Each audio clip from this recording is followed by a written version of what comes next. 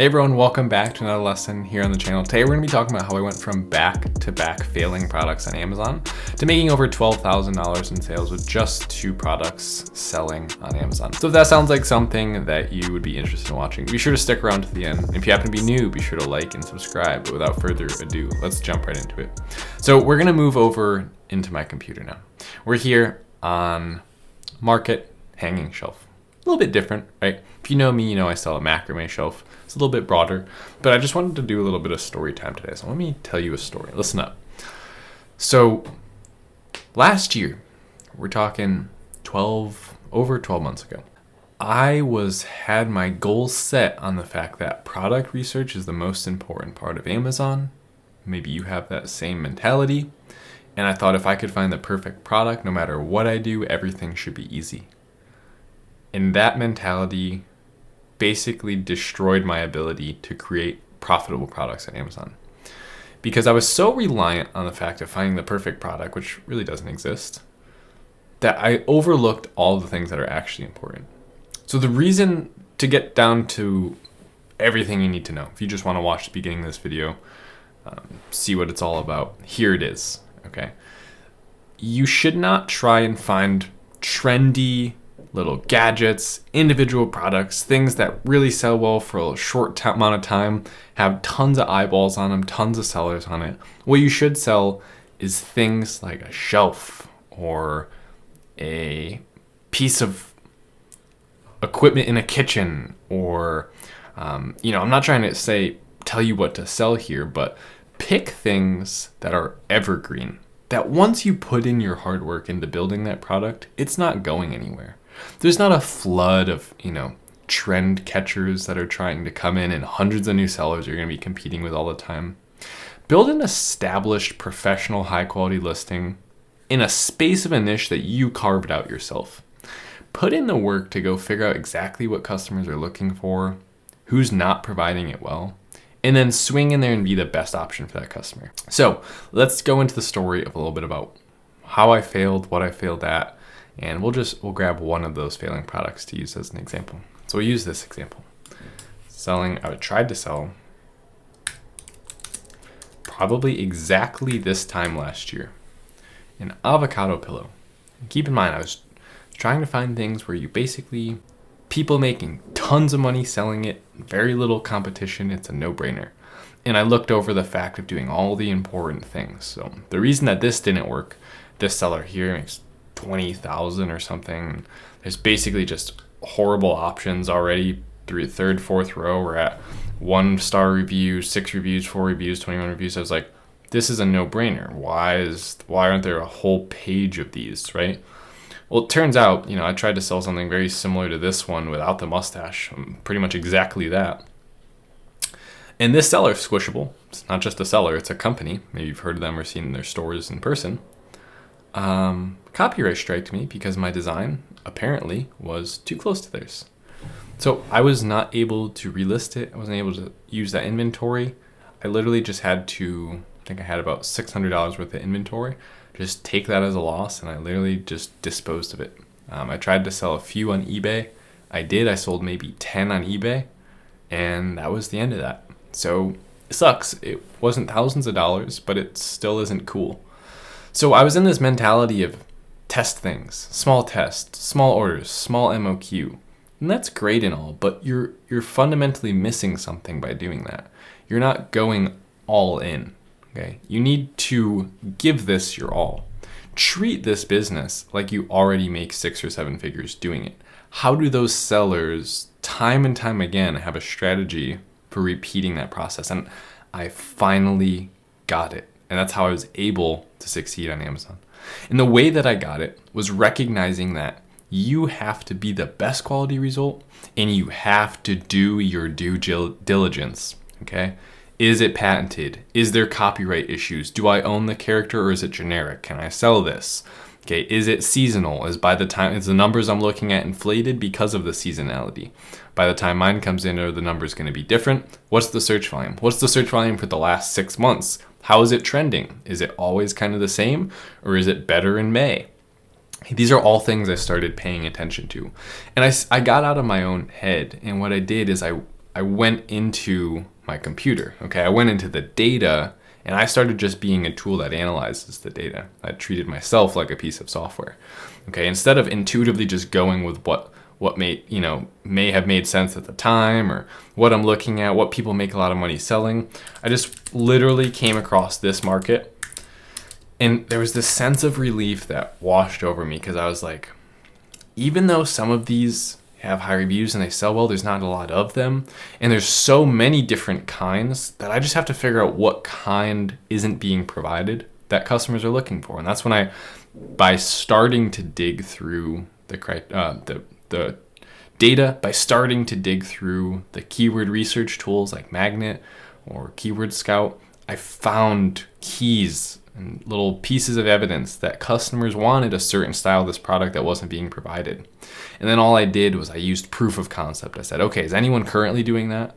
But are they doing it without the level of professionality that I could bring to the table, without the branding that I could bring to the table? So instead of trying to find these trendy little products, right? Face mask all the time. People, should I sell face masks? Go ahead and try. It's not something I'll ever do. Should I sell? Because I've tried all that, guys.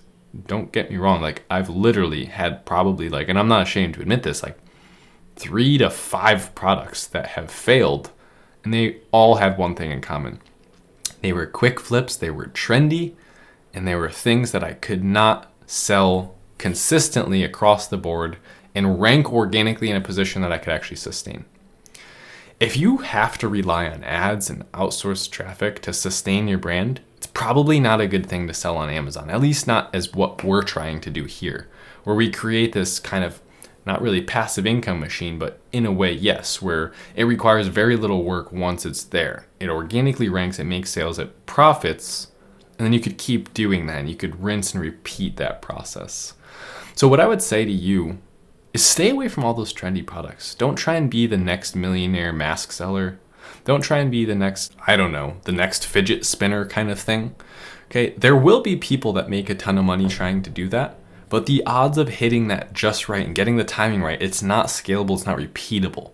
That's what clicked, and my perspective changed massively, and I said, man, I just need something that if I'm gonna put work into it, I'm gonna make a fantastic listing, I'm gonna make a fantastic product packaging and insert card, and I'm gonna go the 9 yards, and I'm gonna do it right, I'm gonna do it 100% right. I'm gonna do it like someone who does this, who has done this 100 times, who makes millions of dollars on Amazon. How do they do it? Well, they have the best photographer, they have the best copywriter, and they have all those things. That's just your foot in the door. Now you're playing in the big leagues. Now at least you have a good listing, but you still have to position yourself and pick a product in the right place. So all of this can sound scary and it could sound intimidating, but really it's relieving. When you're picking your product, pick that product in a space where you can afford to organically keep that product there. You don't need to sell something that makes $20,000 or $50,000 a month. The best strategy I've found so far, 2 of my best products, when I keep them in stock, one of them makes about $13,000 a month. If I could keep it in stock, lately it's been like 7 because I keep going out of stock, but the other one makes about $6,000 its first month. So just both being profitable, both organically ranking, making a vast majority of their sales organically. The reason that works so well is because I'm not stressed out night and day thinking about how to make these things sell. I put in the work and then they sell themselves. Okay? They're not trendy. They're not in a space that continuously gets flooded. They're not in like a sexy place, right? It's not like a hot topic or a hot trend, and I'm not constantly having to do market research. I'm just simply figuring out what customers want and giving it to them better than anyone else has. So that's how I went from failing products on Amazon, selling trendy little resellers tricks and all these little things that I just wanted to order 100 of and try it out, right? If you have to say I'm going to order 100 and try it out, are you going to provide the best quality photography? Are you going to do the best copywriting? Are you going to do the best packaging? You probably won't even change the packaging. You'll probably do the photography yourself, and you'll probably do the copywriting yourself with minimal keyword research. So no, that doesn't work. And that's why you might get a bad taste in your mouth for this business model, or maybe your first or second product fails, is because you were approaching it like an amateur, right? Do this like a professional brand. How does Apple list their products? Is there a bunch of icons and these little things popping up on the screen, all these trendy products constantly releasing? No, they release maybe 2 or 3 products a year, 4 or 5 products a year, whatever. I don't know what it is, but they make sure that those products are in a space where they're going to do well for years, and that those products are presented in the best possible fashion. Okay. I mean, they literally do reveals and all this, and that's a huge example, but it's still a company at their roots that succeeded selling physical products. It's all it is. And we could take those same principles and weave them into our business. Okay, and that's the perspective switch that finally got me to land into a market like Hanging Shelf and carve out my space, which was Macrame Shelf, because the results were poor, and then provide a listing at this quality, but in the space where no one has done that yet. Okay, so I said, okay, fundamentally this design works, but what color wood grain do I do? Let me go study that. What kind of rope should I do? That's how I got to macrame instead of jute rope, right? Study those things, take what you've learned, triangulate that data, come up with a conclusion about what product needs to be built, and then ask yourself, once I rank this product successfully, are my competitors close to me proving that this would work well? Right? So do I have proof of concept? Right? In my space, or Hanging Shelf, of course, all of these sell incredibly well. Now, some of these have incredibly high reviews as well, but we can see there's fruit from your labor, okay? If you can rank this successfully, you could make 5 figures per month. And again, this is a very broad search term. Hanging Shelf, it's very big. There's a lot of reviews for this. I carved out the space Macrame Shelf, about 10x lower search volume, far more than 10x less competitors. My competitors make anywhere from $5,000 to $15,000 a month organically with mediocre listings. So I said all I have to do is make a great listing, and I have to take what I know about that customer and deliver it to them. So that's going to do it for today's video. I just wanted to hopefully, switch the way that you were looking at things. Don't try and always catch the next trend. I used to be all about trends and catching those. Just stop with that, okay? Just design a product in a space that's going to sell for years to come, okay? I wish I could say I was still selling my first product I ever sold, but I'm not, because I wish I had this realization when I just started. And that's why I'm trying to catch you now before you start. Maybe you just started. So that's going to do it for today's video. Thanks so much for sticking around to the end. I did want to let you know that I'm not going to be uploading videos tomorrow, Thursday, or Friday, because I'm going to be attending Unleash the Power Within, Tony Robbins. That's super exciting. Can't wait to maximize my potential. So thanks so much for watching. I will see you here on the channel Monday for another video. Thanks so much. Later.